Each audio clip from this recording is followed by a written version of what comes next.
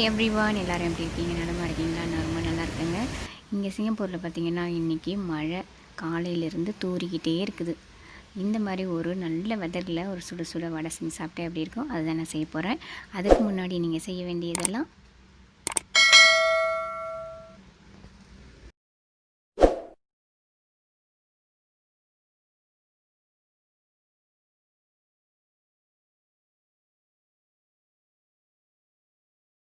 I'm tasting the Vada.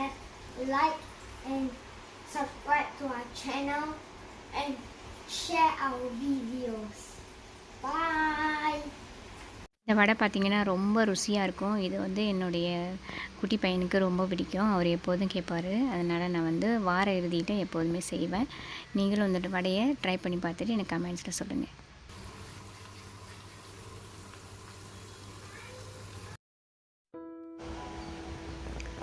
நான் இந்த வடை செய்கிறதுக்கு ஒரு 1.5 கப்பு உளுந்து எடுத்திருக்கேன். தோல் இல்லாத உளுந்து. இதை ஒரு 3 டைம்ஸ் எடுத்து நல்லா வாஷ் பண்ணிடுங்க.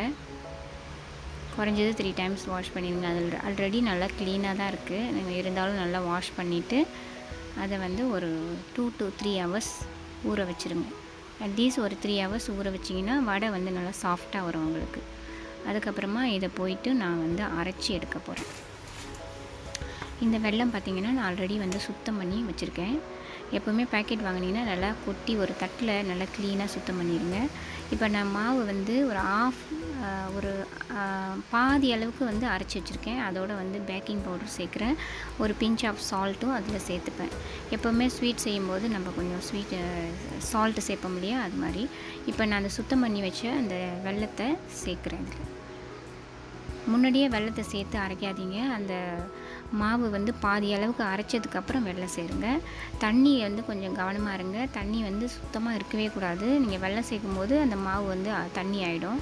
அப்புறம் அரைச்சதுக்கப்புறம் அந்த மாவு பதம் பார்த்திங்கன்னா இந்த மாதிரி இருக்கும். இப்போ கொஞ்சம் தண்ணியாக இருக்கிற மாதிரி இருக்கு இல்லையா, இன்னும் ஒரு 10 மினிட்ஸில் அந்த மாவு ரொம்ப திக்காகிடும். எனக்கு நேரம் இல்லை வெயிட் பண்ணுறதுக்கு, அதனால் நான் இப்போ உடனே போடுறேன். மாவு நீங்கள் சுத்தமாக தண்ணியே இல்லாமல் போட்டு அரைங்க. கிரைண்டரில் அரைச்சிங்கன்னா இன்னும் நல்லா கெட்டியாக அரைக்கலாம். நான் மிக்சியில் அரைச்சேன். கிரைண்டரில் அரைக்கிறதுக்கு நேரம் இல்லை.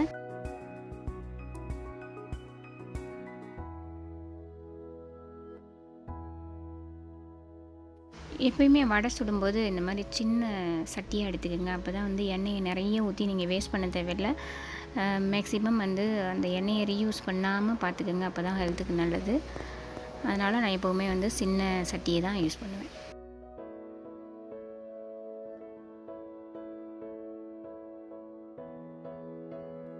ஒரு வாட்டி டர்ன் பண்ணி விடுங்க.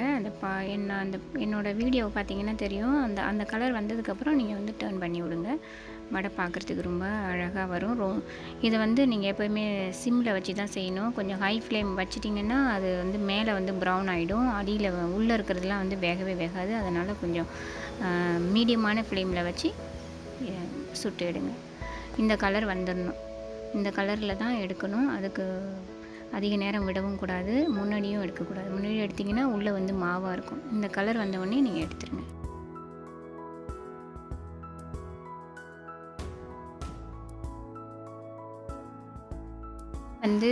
மசால் வடை, பருப்பு வடை மேபி அடுத்த வீடியோவில் நான் போடுறேன்.